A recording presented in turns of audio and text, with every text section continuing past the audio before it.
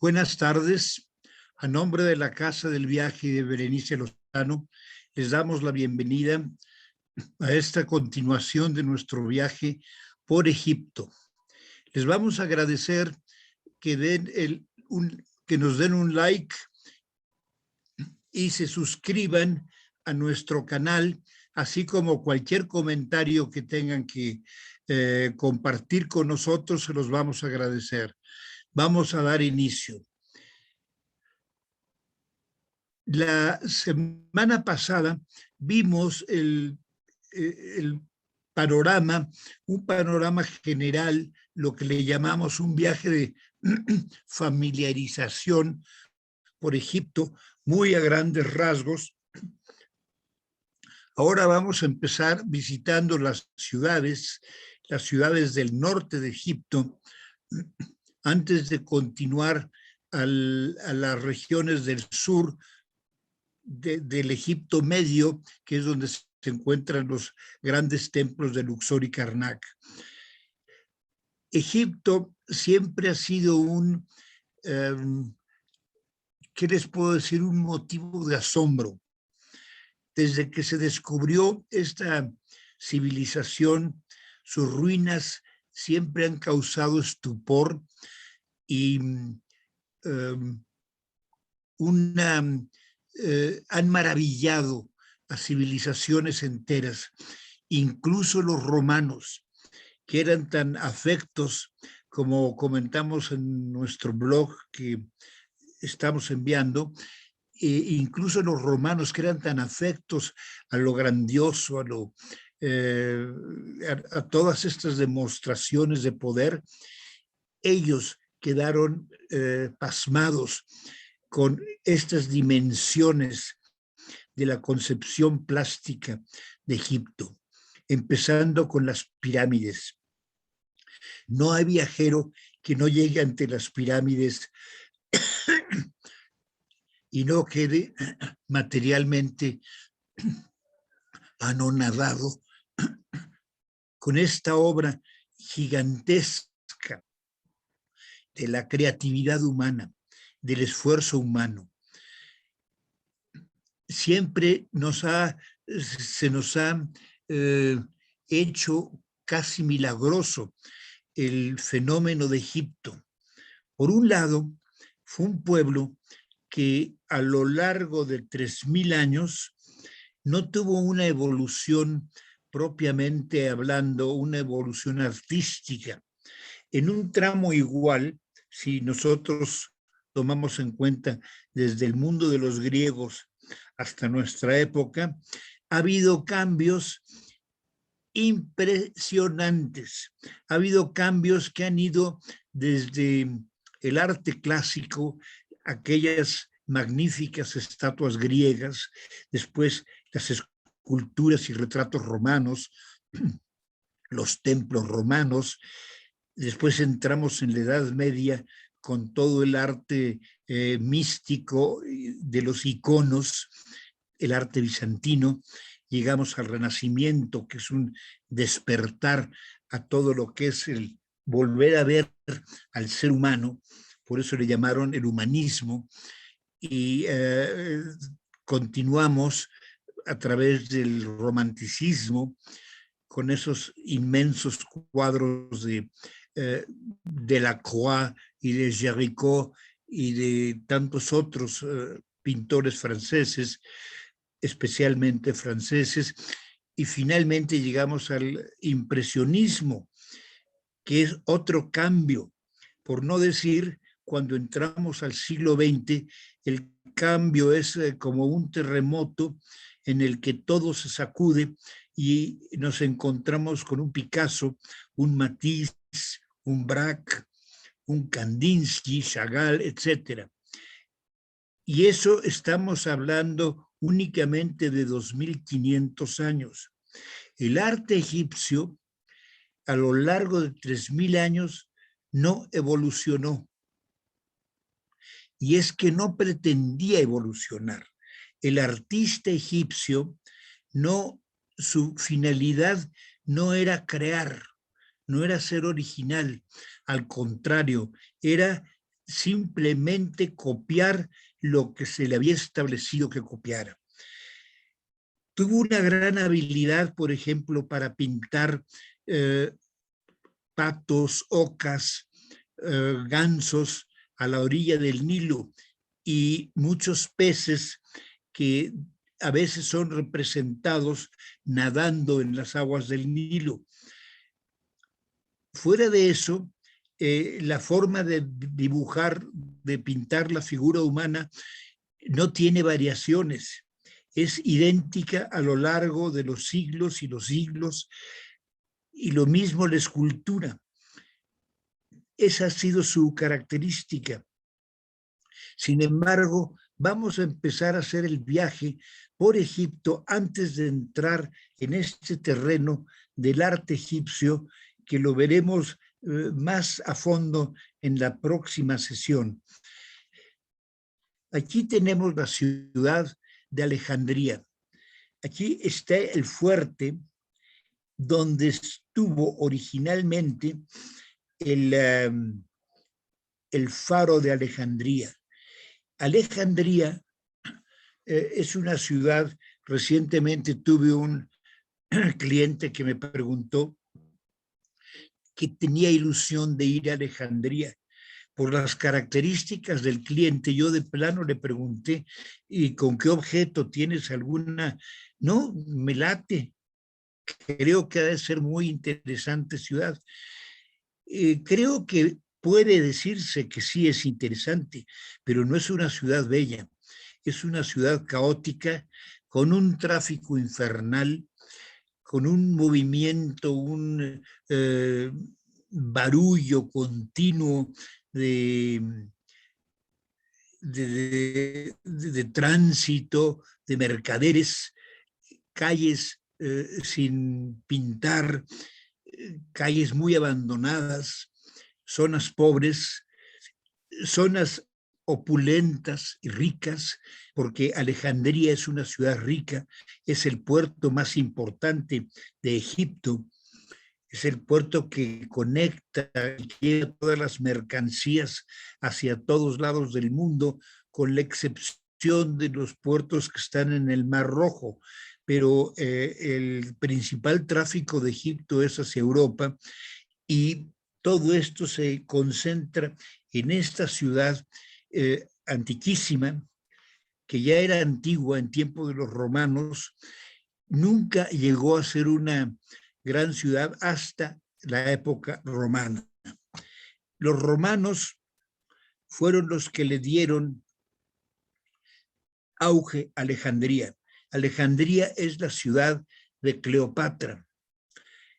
Aquí tenemos una vista de los complejos habitacionales en la ciudad. Todo esto son multifamiliares.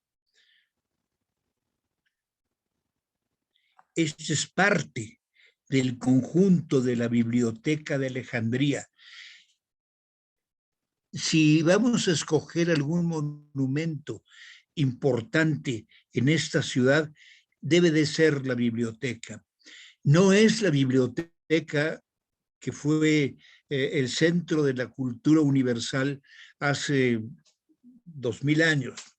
En lo absoluto, esta es una nueva biblioteca de Alejandría que se reconstruyó en honor de la antigua biblioteca, que fue en su tiempo la más importante biblioteca del mundo, la biblioteca de los Ptolomeos.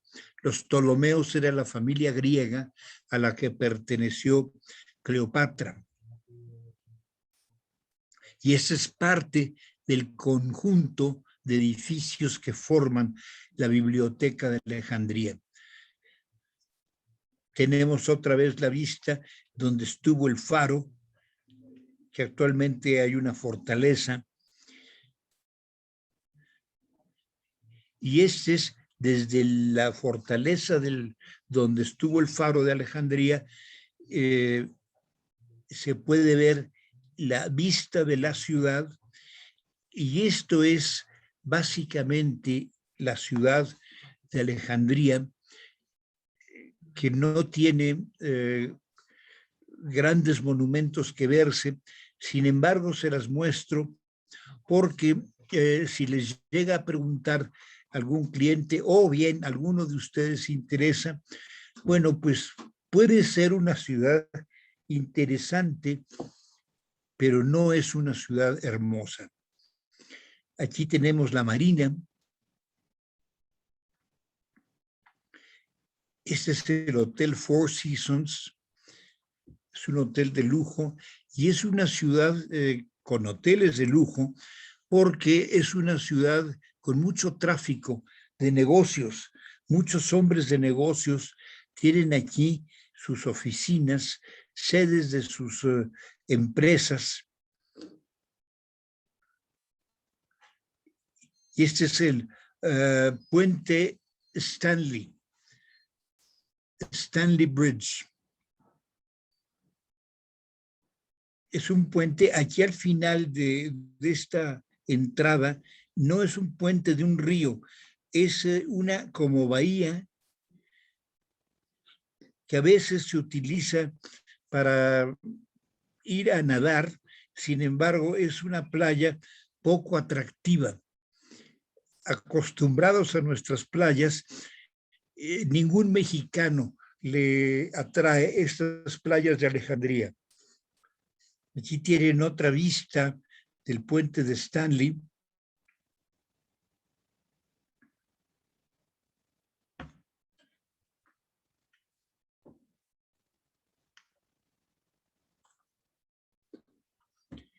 Y esta es la mezquita, le llaman la mezquita de Alejandría o la mezquita blanca.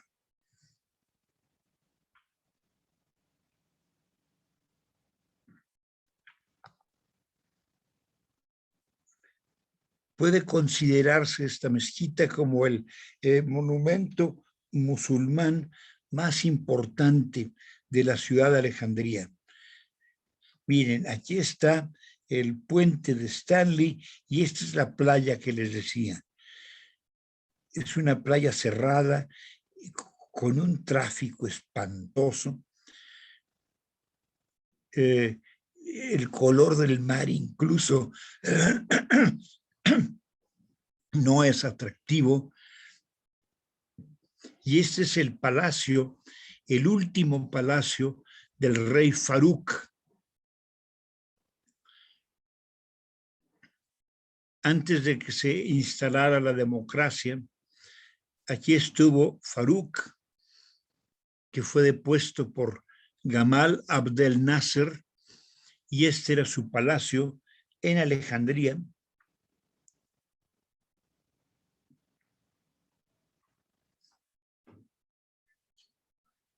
Y estas son lo que le llaman las catacumbas de Alejandría.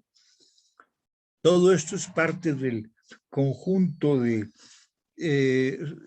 construcciones subterráneas que se conocen como las catacumbas. Todo esto es parte de las catacumbas. Y dentro de estas catacumbas se han encontrado relieves antiguos que datan de la época faraónica, de la época de los Ptolomeos, como es este buey Apis,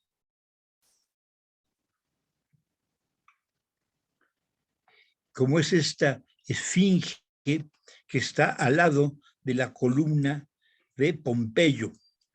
La columna de Pompeyo es un monumento en memoria de este general que tuvo una historia bastante turbulenta. Él formó triunvirato, fue aliado de Julio César. Cuando muere la esposa de Julio César, Julia, Pompeyo se voltea contra él, le trata de dar golpe de estado, se le considera un traidor y luchó durante varios lustros para ver si podía sustituir al César. finalmente fue derrotado por Julio César y nada más quedó en su memoria la columna de Pompeyo. Aquí tienen al general y aristócrata Pompeyo. Este es otro puente, no es el puente de Stanley.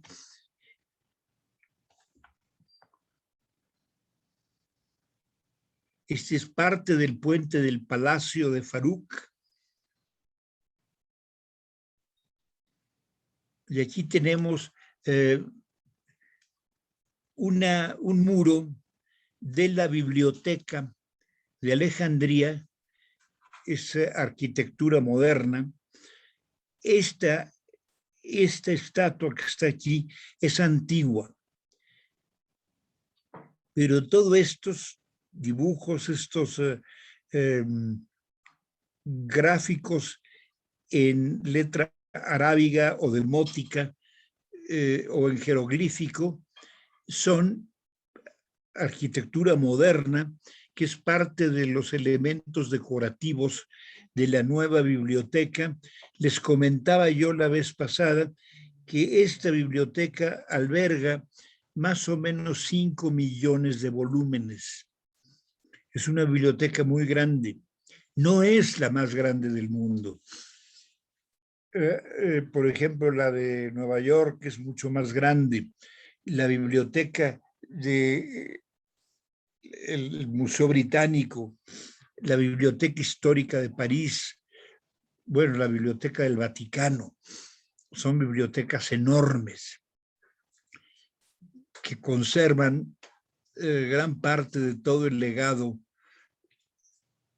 del hombre, ¿no? Del legado espiritual del hombre. Aquí tenemos una vista de noche, así se ve el Nilo. Esto, para que tengan una idea, esto es una foto satelital. Aquí, este conjunto de luces, esto es Alejandría, esto es el Cairo, y todo esto es el Valle del Nilo, y todo esto es el delta del río Nilo antes de desembocar al Mediterráneo. Como pueden ver, toda esta cantidad de luces indica una enorme densidad de población, casi toda la densidad. Egipto, estamos hablando de un país de cerca de 90 millones de habitantes que viven en este triángulo y en esta franja a la orilla del Nilo, que es el Valle del Nilo, y la ciudad de El Cairo.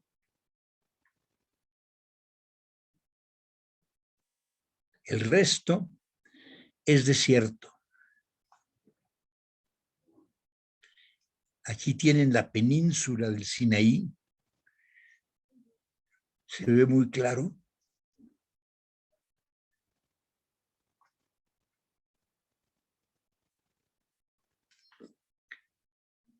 Y estos son los famosos papiros, lo que los egipcios utilizaban como papel.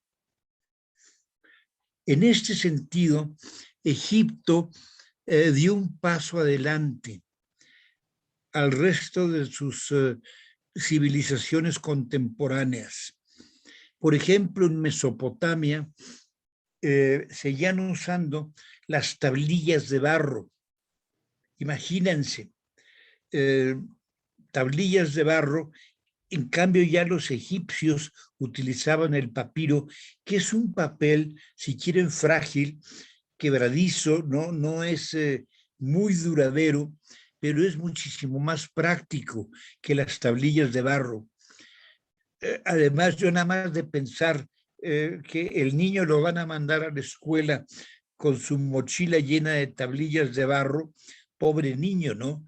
En cambio, el papel siempre es muchísimo más práctico, más ligero, más maleable, y eso se sacaba de esta planta, que es el papiro. Se sacaba de los tallos, se aplastaban y con ellos se hacía una especie de pulpa que se tejía, se contrapunteaba, y así se hacían los tejidos de papiro. No sé si hayan visto alguna reproducción en papiro de los dioses egipcios que ahora las venden como souvenir en el Gran Bazar o en los hoteles. Pero si quieren ver una, en la Casa del Viaje, ahí tenemos una muestra para que vean cómo es el papiro actual, no es un papiro antiguo, por supuesto. Miren, aquí está la planta.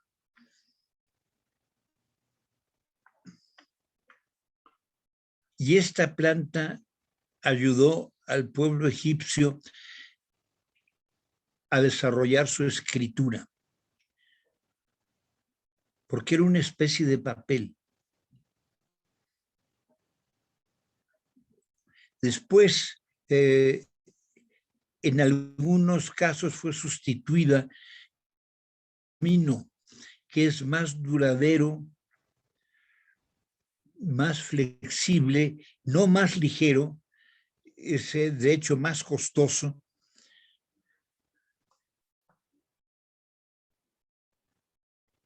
Y en papiro o pergamino estaban escritos los libros de la gran biblioteca de Alejandría, de la antigua biblioteca de Alejandría.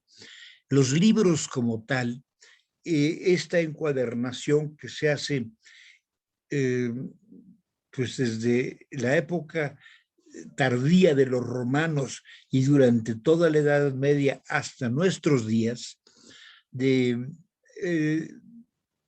doblar las hojas de papel, los pliegos de papel y coserlos por el lomo.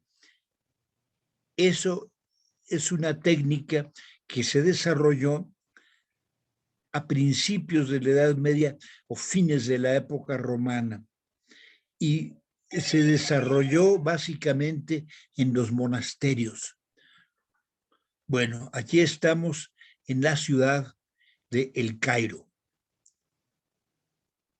El Cairo es la ciudad más grande de África, la más poblada.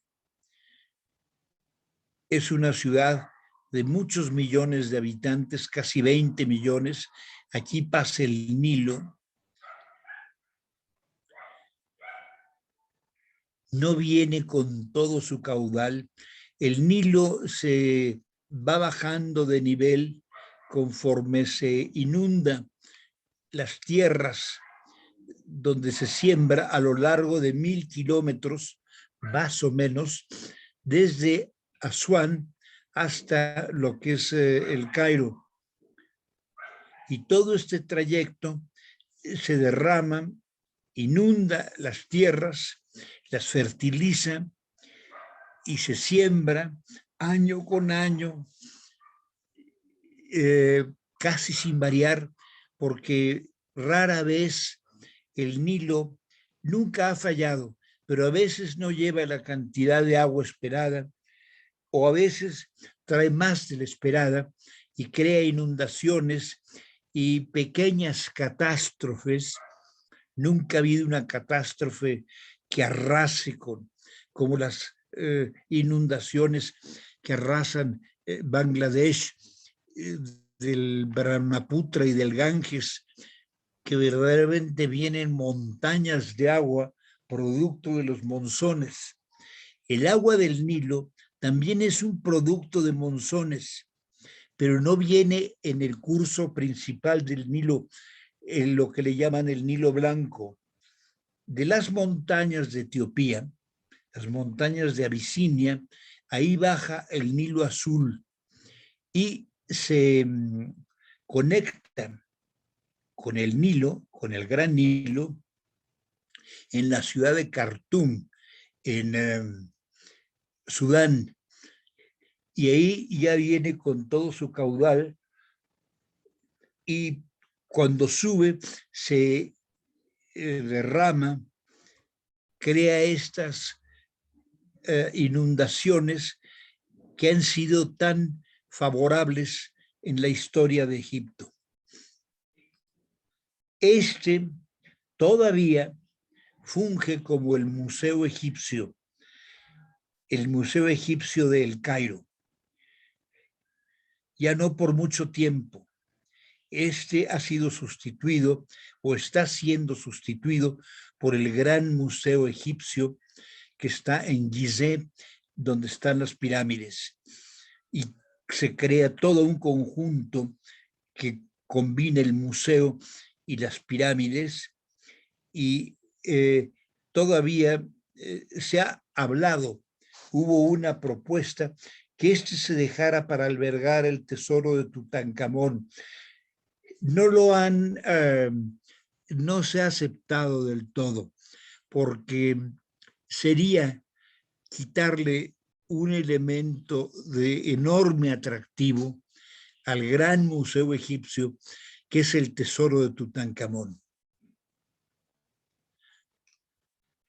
Bueno, aquí tienen el Gran Bazar de Khan al-Khalili. Khan al-Khalili es uno de los bazares más grandes del mundo. Por supuesto, van a encontrar cantidad de chácharas dirigidas al turismo,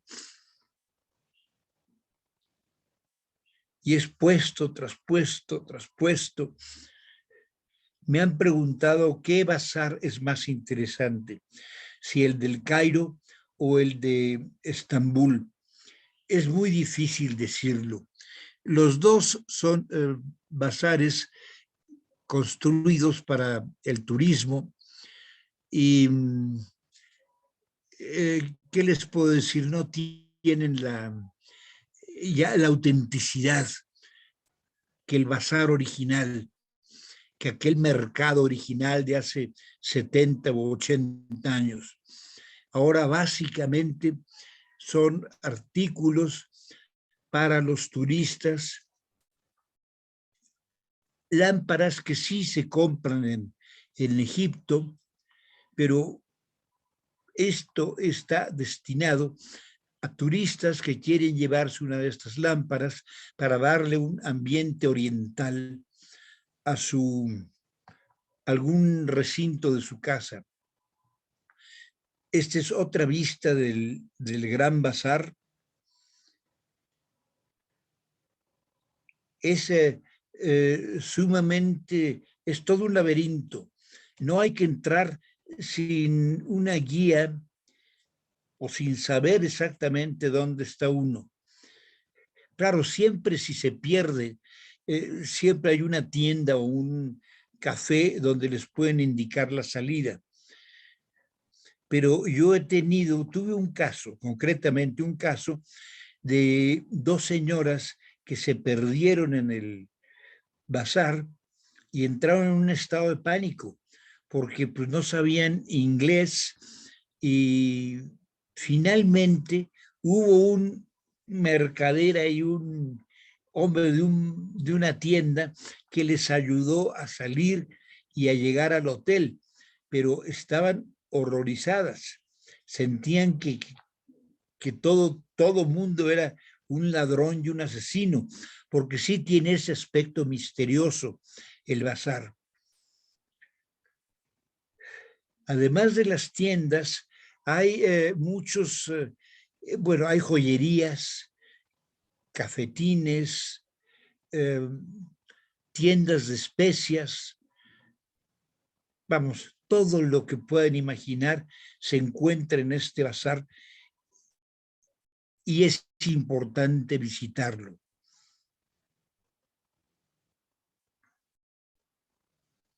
Hay gente que dice que bien vale la pena un día completo en el bazar. Yo considero que es demasiado un día completo.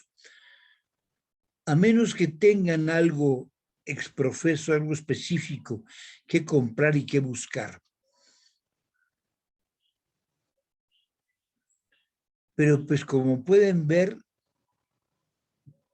deambular en estas callejas es toda una aventura. Es meterse un mundo de cuento árabe.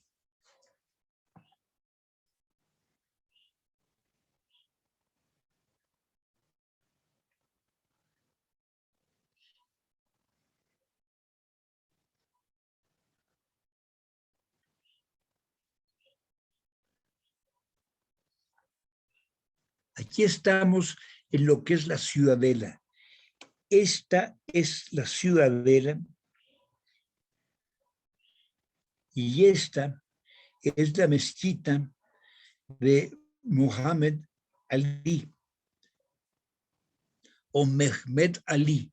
Es una mezquita otomana construida por el 1800. Y toda esta ciudadela es lo que le llaman la ciudadela de Saladino. Y era parte de lo que era el palacio de Saladino. Saladino fue un gran gobernante, uno de los más insignes gobernantes de la historia. Cuando se enfrentó en las cruzadas, siempre se caracterizó por ser un caballero, por el tratar al enemigo o al vencido con toda la gentileza del mundo, nunca humillar a nadie, siempre respetarlos, nunca mofarse de su religión, algo único en un gobernante musulmán, muy diferente a su gran rival que fue Ricardo Corazón de León, con quien tuvo encuentros, y Ricardo Corazón de León generalmente se portó mal, era más bien traidor, era cruel, cero generosidad, era un gran guerrero, eso ni quien se lo quite, era de verdad notable como guerrero, y entonces esto le ganó la fama de héroe, pero tenía muchas facetas de su carácter que no eran nada heroicas. En cambio, Saladino, él fue un hombre de verdad ejemplar, digno representante de un pueblo culto, que hay que reconocer algo. En este tiempo, estamos hablando del siglo XIII, en este tiempo el pueblo, los musulmanes, sobre todo la dinastía de los fatimitas, eran más cultos que la mayor parte de los guerreros cruzados. Los cruzados era gente pues vasta, burdos, iletrados, iban a la aventura, muchas veces encandilados con la posibilidad de ganarse el paraíso eterno gracias a la indulgencia plenaria que había ofrecido el Papa Urbano II como ¿qué les puedo decir? Como un pago a unirse a la Guerra Santa. Pero los musulmanes en esta época, los fatimitas, era un pueblo muchísimo más evolucionado, repito, más culto. Había poetas entre ellos, matemáticos, algo que ya hemos hablado en otras ocasiones. Aquí tenemos otra vista de la mezquita de Mohammed Ali o Mehmed Ali. Este es el patio y aquí está la fuente de las abluciones. Esta es la fuente de las abluciones, la torre del reloj de la mezquita.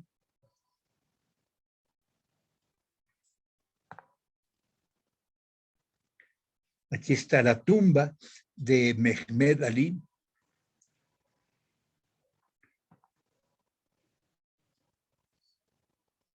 Y aquí está la cúpula central del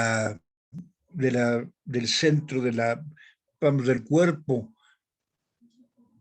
eje de la mezquita.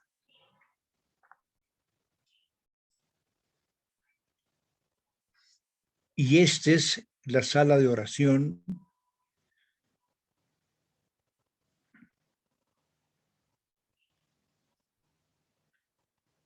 Aquí pueden entrar perfectamente turistas.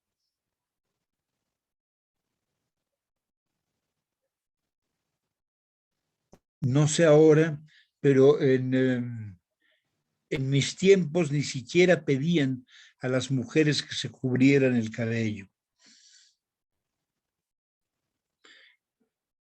El egipcio siempre ha sido un musulmán más light, no es tan beligerante, salvo ciertas ocasiones.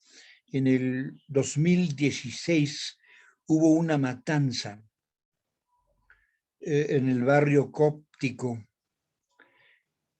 tremenda, que murieron 50 y tantas personas, y fue una matanza de orden religioso.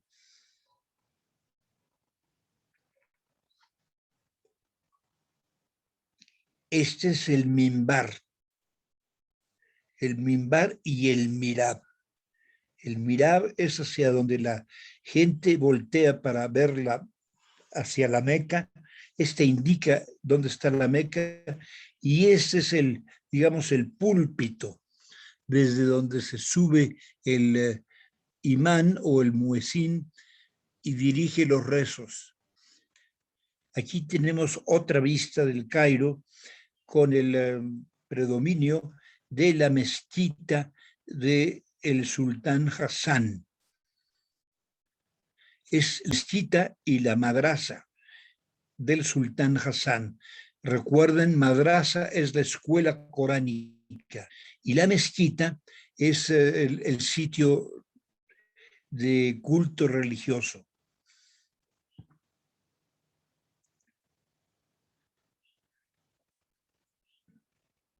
El patio de las abluciones, la fuente de las abluciones, y esta es la mezquita de Hassan, del sultán Hassan. Aquí está el mirab, esta escalerita indica el mimbar.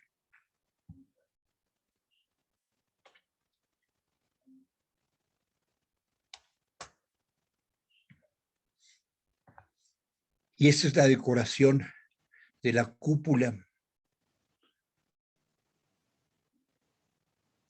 de esta mezquita.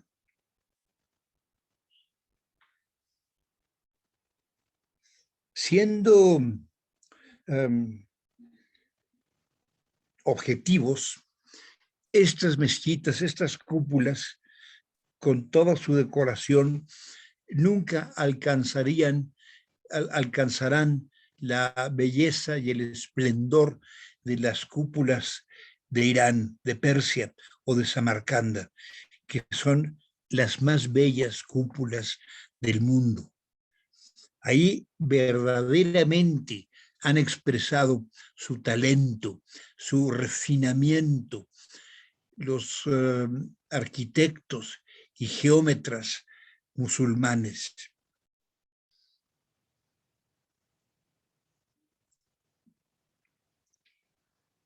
Aquí estamos ante la catedral cóptica. Este es el 20%, el 25% de la población de Egipto son coptos, es decir, son cristianos. Es un cristiano ortodoxo de una secta muy antigua. Según los coptos, ellos son más antiguos aún que los ortodoxos griegos y los católicos romanos. Esto es el lugar donde fue la explosión en 2016. Aquí están todos los destrozos Murieron, como les digo, 56 gentes y parece ser que heridos hubo alrededor de 200. Y hubo un comentario de uno de los de estos líderes fundamentalistas que dijo, bendito sea Alá que permitió este ataque bendito, este ataque sagrado.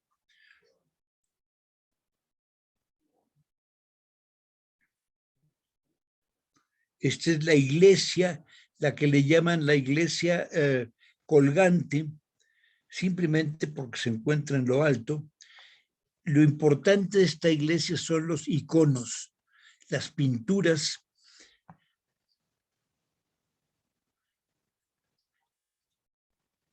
y la bóveda de la iglesia. Esta es la nave, todavía es de madera, como originalmente se construyó.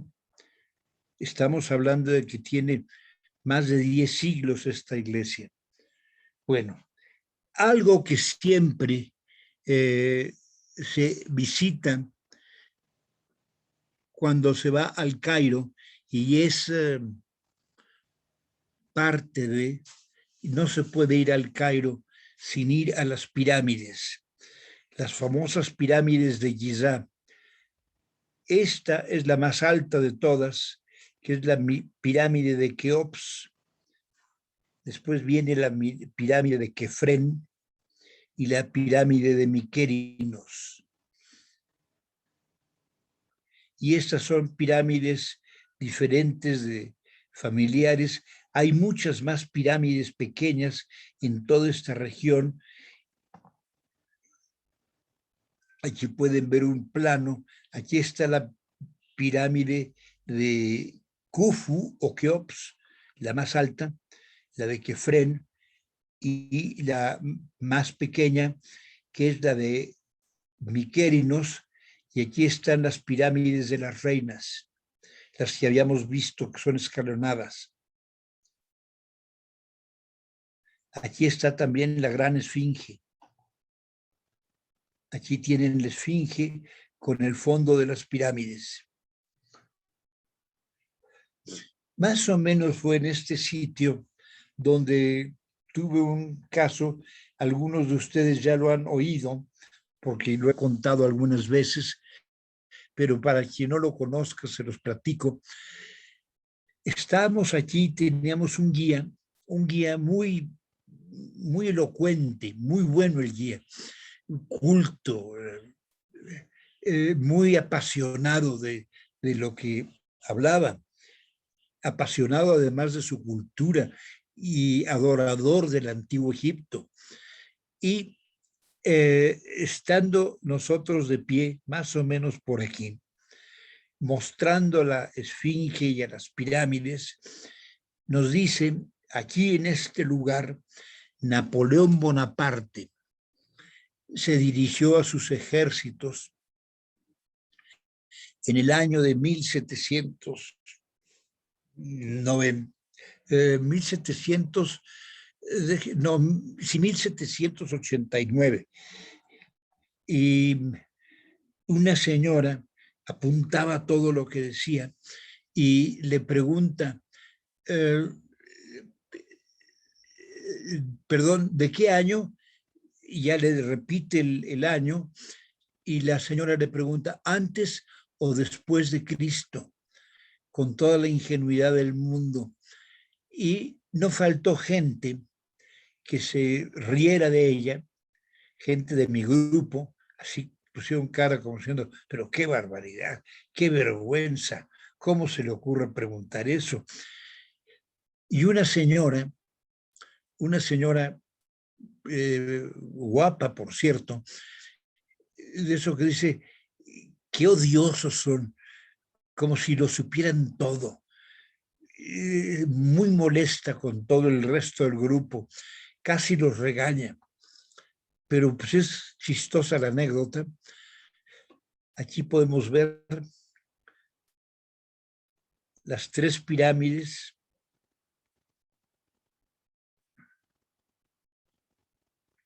Y al fondo está, bueno, la ciudad de Giza y finalmente el Cairo, que ya prácticamente el Cairo, la mancha urbana, ha alcanzado el límite de las pirámides.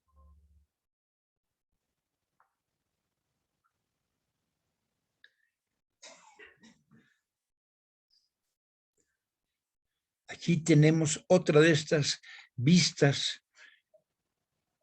típicas, emblemáticas de las pirámides, que fueron tumbas de los faraones de la cuarta dinastía. Acuérdense que fueron 31 dinastías las que gobernaron en Egipto, hasta la última dinastía, la dinastía de los Ptolomeos, cuya última faraonesa fue Cleopatra.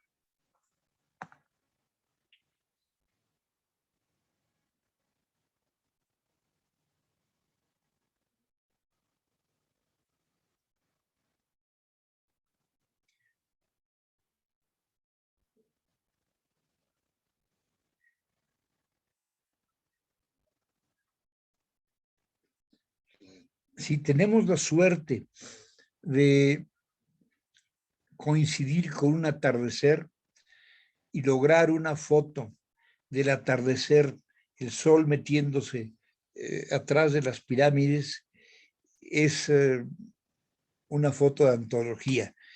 Esta se me hace muy buena. Yo le hubiera quitado todos estos edificios tan faltos de personalidad en el primer plano, pero este horizonte de pirámides con estos rayos del sol, la verdad es que es espectacular. Nunca se cansa uno de ver las pirámides. Es un panorama maravilloso siempre. Y aquí estamos en la más antigua de todas las pirámides, que esta es la pirámide de Djoser o pirámide escalonada, que se encuentran a unos 20 kilómetros al suroeste de Giza, de las pirámides de Giza, y es la ciudad de Saqqara. Es ahí donde estuvo Menfis, la más antigua capital de Egipto. Esta es otra pirámide y esta se llama la pirámide doblada, por esta forma tan peculiar que tiene.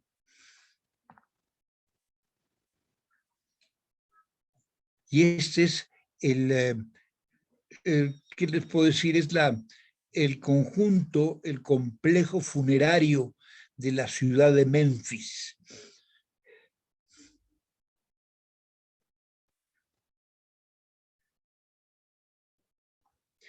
Les recuerdo, Menfis fue la más antigua capital de Egipto.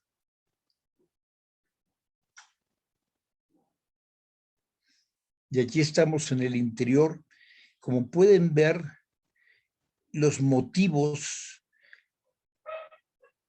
de los jeroglíficos, estos perfiles de los personajes, ya sean faraones, este es un rey por el tipo de casco que tiene, son iguales a lo largo de los 3000 años que dura esta civilización. No hubo evolución en el arte egipcio y siempre mantuvo esta dualidad. Por un lado, era un pueblo sumamente detallista y refinado para pintar, por ejemplo, escenas de la orilla del río, de las plantas, de los papiros y con patos, ocas, diferentes aves, inclusive aves volando de colores que muchos biólogos pueden reconocer por la fidelidad con que están realizadas. No eran inventadas. Los colores de las aves se mantienen como realmente eran. Era una pintura no creativa, si quieren, pero de una belleza, de una delicadeza que contrasta dramáticamente con el portento de estas columnas tremendas, que les puedo decir, incluso al pueblo romano impresionaron. El pueblo romano tan afecto al gigantismo, ¿no? Cuando vieron estas columnas egipcias, todas con sus jeroglíficos, verdaderamente se asombraron. Y siempre fue objeto de enorme estupor esta fascinación por lo colosal, por lo inmenso, a diferencia de su pintura, que es delicada y como, pues más bien para decorar una alcoba, pero lo demás es masivo, portentoso. Miren, esta pirámide se llama la pirámide roja. No está en el conjunto de las pirámides, de las 3 pirámides que vimos. Esta es más grande que la pirámide de Miquerinos, pero no es más grande ni que la de Keops, ni la de Kefren. Keops o Khufu, como también se le llamaba. Y esta se le llama la pirámide roja. Y lo rojo le han puesto así por el color de la es decir, esta está cubierta de caliza, era blanca. Casi toda la caliza ha desaparecido. Aquí se ven unos fragmentos y toda esta piedra ha sido cubierta con es una especie de oxidación de la roca que le da ese tono rojizo que le merece el nombre de la pirámide roja y que casi les puedo decir, casi nadie visita y vale la pena. Bueno, para concluir esta introducción a lo que es el Egipto del Norte, sí les quería mostrar algunas de las piezas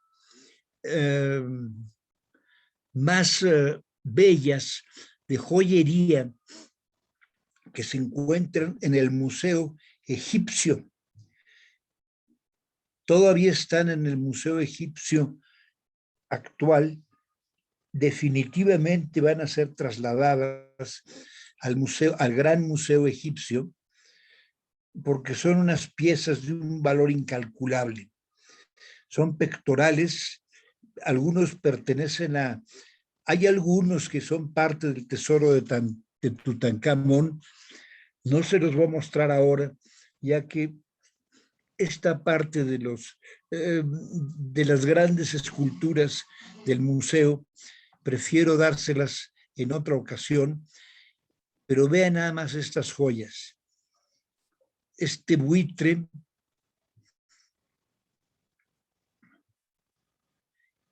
perteneció al hijo de Ramsés.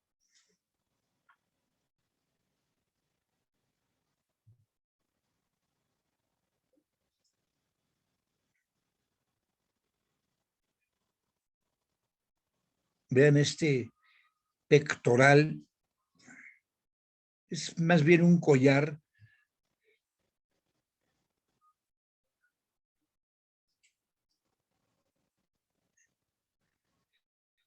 de una belleza que todavía en nuestros tiempos sigue viva, y este Horus, este es una joya.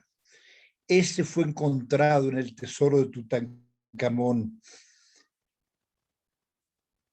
Es una pieza de incalculable valor.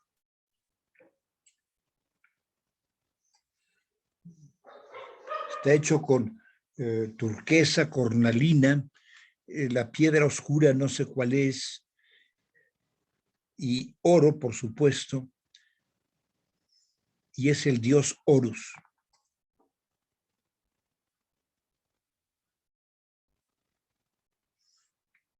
Y aquí tienen este otro pectoral, también parte del museo, de la colección del tesoro de Tutankamón.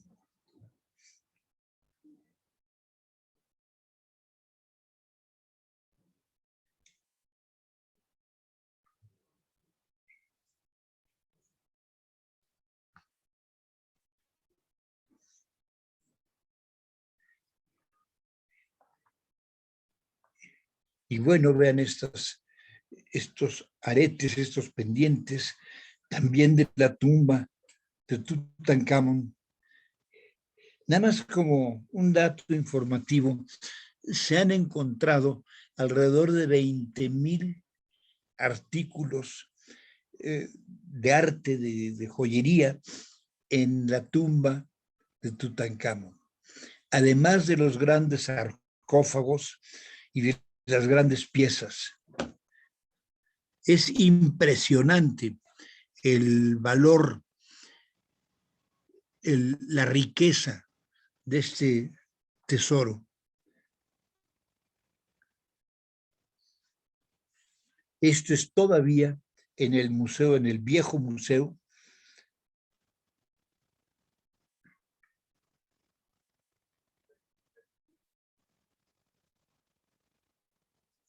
En el actual museo, la estatua que da la bienvenida es una estatua mucho más grande que estas, y que es la estatua de Ramsés II.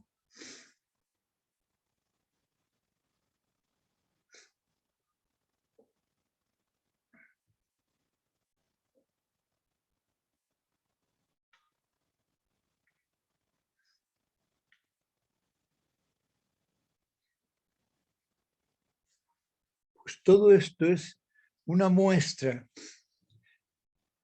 de lo que hay que ver en este pequeño país, porque es una franja a la orilla del Nilo,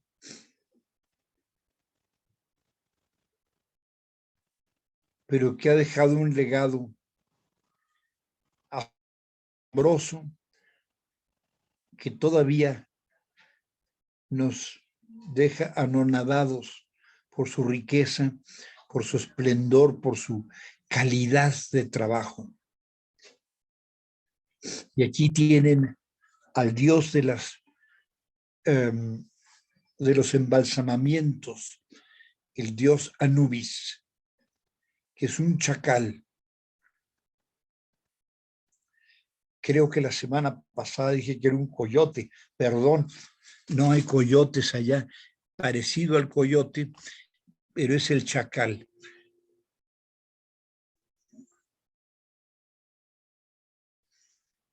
En Egipto, todos los animales son deificados.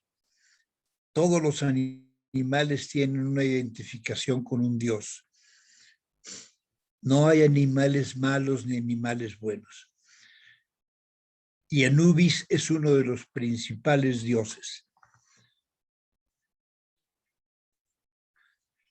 Pues muchas gracias. A nombre de la Casa del Viaje de Berenice Lozano, les agradezco su presencia y espero verlos la semana entrante para continuar nuestro recorrido por Egipto. La próxima semana vamos a ver lo que es el Alto Egipto, es decir, todo lo que es Luxor, Karnak, Tebas, Deir al-Bajarí, el impresionante Deir al-Bajarí, y todos estos monumentos fabulosos que no tienen rival en toda la arqueología universal. Muchas gracias.